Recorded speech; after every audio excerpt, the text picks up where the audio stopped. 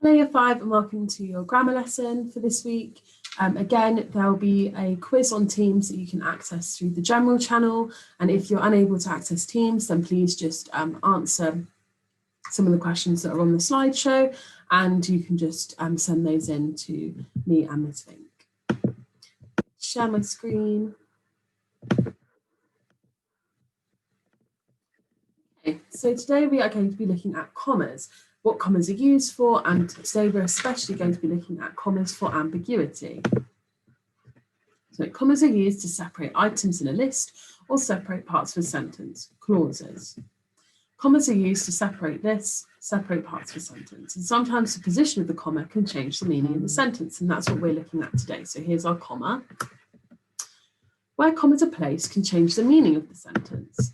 After leaving Rose, Liam and Mo walked out to the library. So only Liam and Mo walked to the library after leaving Rose. So they left Rose, Liam and Mo walked to the library. However, if we move the comma, or we put two commas in, we have after leaving, Rose, Liam and Mo walked to the library. So all three of them walked. It becomes a list with our comma. Before it was just Liam and Mo leaving, and now it's all three of them. It can also change the meanings here. We should eat Lydia. This suggests that Lydia will be eaten. If we have our pause, we should eat Lydia, it's suggesting that Lydia should eat. Using commas around relative clauses can change the meaning of the sentence. Elephants, which have large ears, come from Africa. This sentence suggests that all elephants have large ears. Elephants, which have large ears, it's describing the elephants. Here we don't have the comma. Elephants which have large ears come from Africa. This suggests that only those elephants that have large ears come from Africa. Elephants which have large ears come from Africa. So only the elephants there that have large ears are the ones that come from Africa, whereas before it was all of them come from Africa. In some sentences, commas are needed to prevent ambiguity.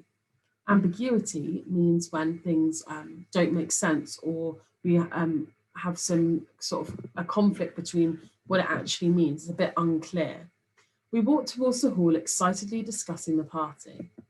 A comma here makes it clear that they discuss the party excitedly.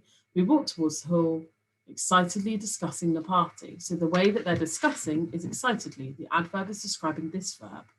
If you put the comma here, it makes it clear that they walked towards the hall excitedly. We walked towards the hall excitedly, discussing the party. So we have our gap there, which means that the adverb excitedly describes these verbs walking towards the hall. Can you please, if you are working on Teams, you can do this also as your quiz is on there, but if you are not working on Teams, can you please have a look at these and think about where you would insert a comma into the sentence below. So you might want to write down the first one and give it a go, or just think in your head if you know where it goes already. So insert a comma into the sentence below to show that only Riaz and Nazin were cheating. Whilst loudly cheering, Amy, Riaz and Nazin waved their flags. Oh, cheering, sorry.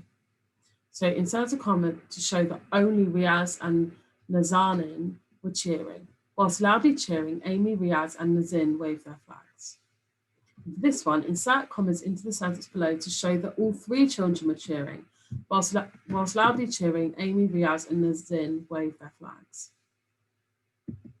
So for this one, we need whilst loudly cheering Amy, Riaz and Nazin wave their flags. So that sounds like Riaz and Nazin are cheering Amy, whilst loudly cheering Amy.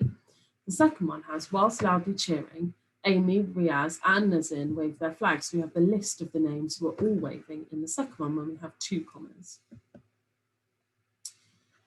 So if you are not using Teams, then you can have a go at these two also. If you are using Teams, you can head over there and have a go at the quiz that is on the Teams sheet. So if you're not using Teams, stay on here. If you are, then you can go onto the quiz that is in general under grammar and have a go at those 5. So if you are still using YouTube, then you can have a go at telling me, how does the use of commas in the second sentence change the meaning? How does the comma in the second sentence change its meaning? So the first one says, the children who won medals stood up. And the second one says, the children who won medals stood up. How does it change the meaning? So write it down, and when you're ready for the answer, you can press play.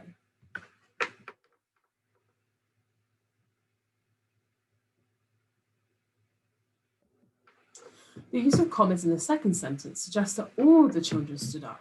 The first sentence suggests that only children at one medal stood up. So, commas are used to separate items in a list or to separate parts of a sentence. Sometimes the position of the comma can change the meaning of the sentence. In some sentences, commas are needed to prevent ambiguity. Can you have a go at writing your own comma sentence? Try and change the meaning. See if you can move the commas around.